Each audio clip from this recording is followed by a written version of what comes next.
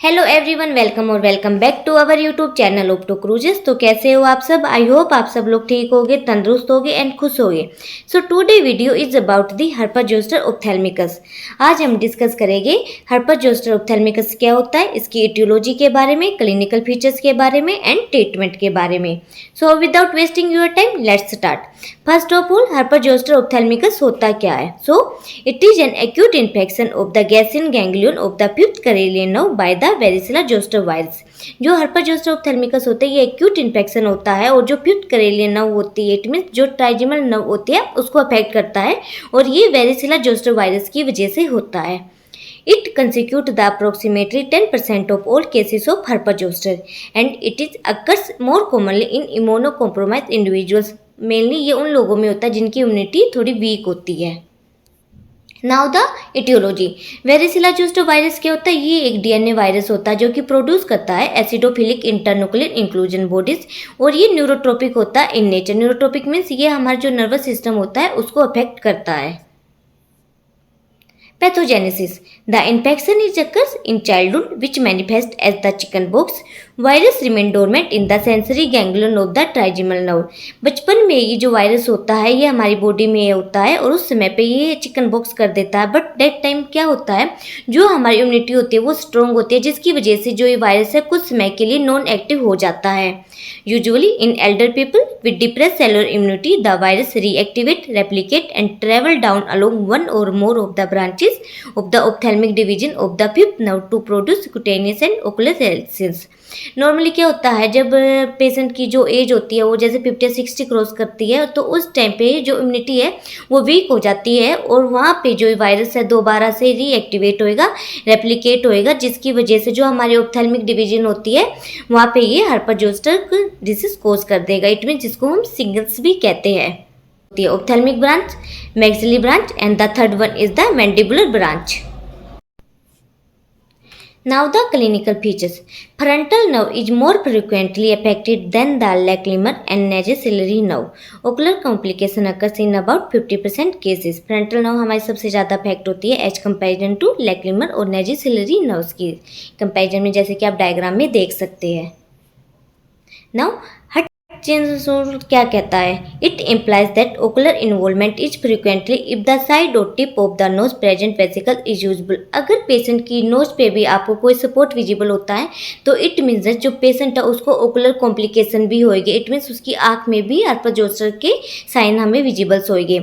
लेसिन्स are strictly limited to one side of the middle of head. और जो herpes zoster ophthalmicus होता है ये हाफ ऑफ द हेड को कवर करता है। Clinical phase. The first one is the acute, which may totally resolve. The second one is the chronic, which may persist for years, relapsing, where the acute और chronic lesions reappear sometimes but later. जो acute है वो totally resolve हो जाएगा, जो chronic है वो कुछ टाइम के लिए रहेगा, I mean कुछ साल के लिए भी रह सकता है। Relapsing में क्या होगा, जहाँ पे acute और chronic lesions reappear होते हैं बट कुछ समय के बाद। जो एक्यूट फेज होता है हमने उसको आगे 4 पार्ट में डिवाइड किया है। The first one is the general features, the second one is the cutaneous lesions, the third one is the associated neurological complication and the fourth one is the ocular lesions. Now general features में क्या क्या होता है? Onset of illness is sudden with fever and severe neurological pain along the affected area. जो patient है उसको एकदम से फीवर होएगा और जो न्यूरोलॉजिकल पेन होता है वो इतना सीवियर होता है कि पेशेंट से सहन नहीं होता है। The second one is the cutanic lesions. In the area of distribution of the involved nerve appear usually after 3 to 4 days of the onset of disease. Skin of lids and affected area become red and edematous. Vesicles are converted into pustules which burst to become crusting ulcer and crust are set. Permanent fetid scar are left. Normally इसमें क्या होता है कि जो हमारा affected area वो red हो जाता है और जो वेसिकल्स होते हैं वो कन्वर्टेड हो जाती है पस्टूल्स में। वेसिकल्स और पस्टूल्स में क्या डिफरेंस होता है वो मैं आपको थोड़ा सा बता देती हूँ। जो वेसिकल्स होती है उसमें जो लंप होता है उसके अंदर जो फ्लूइड होता है वो बिल्कुल क्लियर होता है। बस पस्टूल्स में क्या होता है, जो फ्लूइड है वो येलोइश होता है जो कि बाद में अल्सर की फॉर्म में चेंज हो जाते हैं। ट्रीटमेंट होने के बाद भी जो ये अल्सर होते हैं इनके निशान पेशेंट के जो हेड या जो आई अफेक्टेड हुई है उसके नीचे निशान रह जाते हैं लाइक दिस। ये करंटली अफेक्टेड एरिया, ट्रीटमेंट होने के बाद भी यहाँ पे जो पेशेंट का जो एरिया अफेक्ट हुआ उस पर निशान रह जाएगी। Now the associated neurological complication, क्या क्या न्यूरोलॉजिकल कॉम्प्लिकेशन होती है। The first one is the motor neuropathy, specially involving the third fourth six और सेवंथ जो क्रेनियल नर्व होते हैं वो हमारे अफेक्टेड होती है। पेशेंट को ऑप्टिक न्यूराइटिस होने के चांसेस होते हैं, it means inflammation of the optic nerve, and encephalitis होने के भी चांसेस होते हैं, it means inflammation of the brain, क्योंकि जो पेशेंट का हेड होता है वो भी इसमें हाफ कवर होता है हर्पेस ऑप्थेल्मिकस वायरस में। Ocular lesions. The first one is the conjunctivitis. It is occurs as mucopurulent conjunctivitis with basal hemorrhage or acute follicular conjunctivitis with regional lymphadenopathy. Sometimes severe necrotizing membrane inflammation may be seen. इसमें आपने ध्यान देना कि patient को conjunctivitis तो नहीं है, अगर कंजक्टिवाइटिस है तो वहाँ पे पेशेंट को हो सकता है म्यूकोपुरुलेंट डिस्चार्ज और पेशेंट की जो आई है वो बिल्कुल रेड होएगी।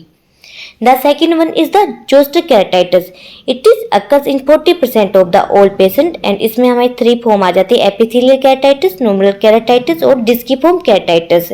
ये नॉर्मली 40% केसेस में ही होता है। सो एपिथेलियल केराटाइटिस क्या होती है? टू बिगिन विद फाइन और कोर्स पंक्टेड एपिथेलियल केराटाइटिस। जब हम स्लिट लैम्प एग्जामिनेशन करेंगे वहाँ पे जो बीम की जो साइड होगी उस पर हमें पंक्टेड एपिथेलियल केराटाइटिस विजिबल होगी, इट मीन सपोर्ट से विजिबल होगी। It is followed by the microdendritic epithelial ulcer. अगर पेशेंट ट्रीटमेंट टाइम पे नहीं ले पाता तो जो ये हमारे जो फाइन और कोर्स पंक्टेड एपिथेलियल केराटाइटिस है ये डेंटिक की फॉर्म में चेंज हो जाता है, इसमें जैसे एक पेड़ की टहनी होती है उस तरीके से। नोडुलर केराटाइटिस में क्या होगा? It is characterised by the anterior stromal infiltrate, typically occurs as multiple tiny granular deposit surrounding by a halo of stromal haze. The last one is the disciform keratitis. अगर patient का treatment थोड़ा long term चल रहा है और patient का जो treatment वो ठीक नहीं चल रहा तो वहाँ पे जो केराटाइटिस होता है जो उस टाइम वो लास्ट फॉर्म पे आ जाता है, जो कि डिस्कीफॉर्म केराटाइटिस होता है। इसमें क्या होता है? मोस्टली 50% केसेस में होता है and it is proceed by the nodular keratitis. जो डिस्कीफॉर्म केराटाइटिस है वो कुछ इस तरीके का आपको विजिबल होएगा। नाउ पेशेंट को हमें चेक करना है कि उसको एपिसेकेराइटिस है, सेकेराइटिस तो नहीं होता। जो सेकेराइटिस होता है वो पेनफुल होता है। It is occurs in about 1/2 of the cases, appears at the onset of the rash but are frequently concealed by the overlying conjunctivitis. Now the fourth one is the iridocyclitis तो नहीं, it means patient को यूआइटिस तो नहीं है, एंटेरियोआइटिस, क्योंकि एंटेरियोआइटिस में ही हमारी एक टाइप आती है आइरिडोसेकेराइटिस। आइरिडोसेकेराइटिस में क्या होता है? जो हमारा आइरिस और सिलियरी बॉडी है वो बहुत अफेक्टेड होती है। It is frequent occurrence and may or may not be associated with keratitis, associated with hyphema or hypopyon. Now fifth acute retinal necrosis check करेगी। It is occurs in some cases, patient को secondary glaucoma भी हो सकता है, तो it is occur due to the trabeculitis in early stages and synechial angle closure in late state. It means patient को angle closure glaucoma होने के भी चांसेस होते हैं। And the seventh one is the anterior segment necrosis and सीसिस bulbi occurs as a result from the zoster vasculitis and ischaemia. Chronic phase lesions. Chronic phase lesions में क्या होगा? जो पेशेंट को हर्पेस होएगा वो थोड़े लॉन्ग टर्म के लिए रहेगा या फिर सालों के लिए भी रह सकता है। So chronic phase lesions are basically sequence of acute phase which में persist for up to 10 years. तो यहाँ पे हमने किस किस पॉइंट पे ध्यान देना? The first one is the post herpetic neuralgia, lid lesions पे, कंजक्टाइवल लेसेंस पे, कॉर्नियल साइंस पे, सेकेराइटिस एंड यूआइटिस पे। सो पोस्ट थेरेपेटिक न्यूरोलॉजिया में हम क्या क्या ध्यान देंगे? It refers to the presence of pain, मतलब पेशेंट को पेन रहेगा जो माइल्ड टू मॉडरेट पेन भी हो सकता है और रात को वो थोड़ा सीवियर भी हो सकता है। Sometimes it may persist for years with little diminution of intensity.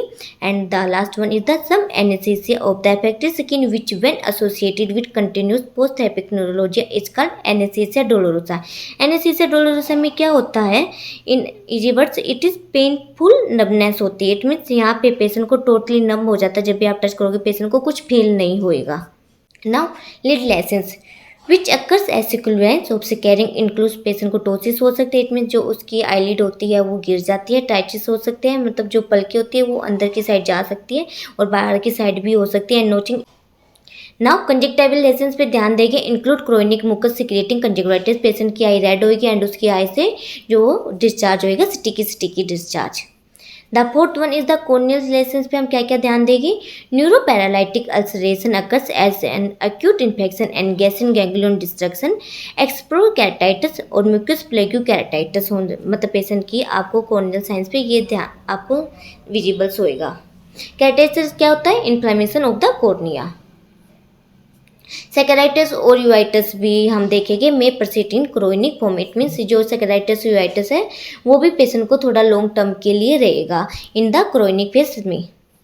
Now the last one is the relapsing phase lesions. इसमें क्या होएगा कि जो पेशेंट को जो एक्यूट और क्रोनिक का वो वापस से होता है बट कुछ समय के बाद, विच में reoccur even after 10 years of acute phase, include nummular keratitis, mucous plaque keratitis, episcleritis, scleritis and secondary glaucoma. Now अब हम डिस्कस करेंगे ट्रीटमेंट क्या क्या रहेगा। सबसे पहला जो ट्रीटमेंट है वो रहेगा systematic therapy for herpes zoster. जो सेकंड रहेगी वो रहेगी local therapy for skin laces. जो थर्ड है वो रहेगी local therapy for ocular laces. और जो लास्ट वन है वो है हमारी surgical treatment. Systematic therapy for herpes zoster. The first one is the oral antiviral drugs देगी, क्योंकि जो हर्पेस जोस्टर वो एक वायरल वायरस होता है तो इसमें हमें पेशेंट को देना पड़ेगा एसिग्लोवी डोज देगी हम 800 mg की 5 times in a day for 10 days। The second one is the valaciclovir देगी 500 mg की 3 times in a day। The second one is the analgesic दे सकते हैं, कम्बिनेशन रहेगा जिसमें हमारा मेपाफिनिक एसिड का और पैरासीटामोल का और पेंटाजोसिन और इवन पिटाइन का इन सीवियर केसेस में। सिस्टमेटिक स्टेरॉइड में क्या दिया जाएगा in cases developing neurological complication such as third nerve palsy and optic neuritis. Cimetidine की भी डोज दी जाएगी quadrant in day, it means 4 times के लिए 4 to 3 weeks।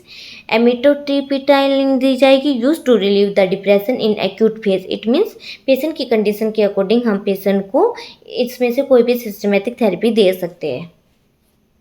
Now the skin licence के लिए हम क्या थेरेपी देंगे, एंटीबायोटिक कोर्टिकोस्टेरॉइड स्किन ऑइंटमेंट देंगे जो कि पेशेंट का जो अफेक्टेड एरिया वहाँ पे वो लोशन लगा सके, जिसकी वजह से जो निशान है वो वहाँ से थोड़ा सा कम हो जाए।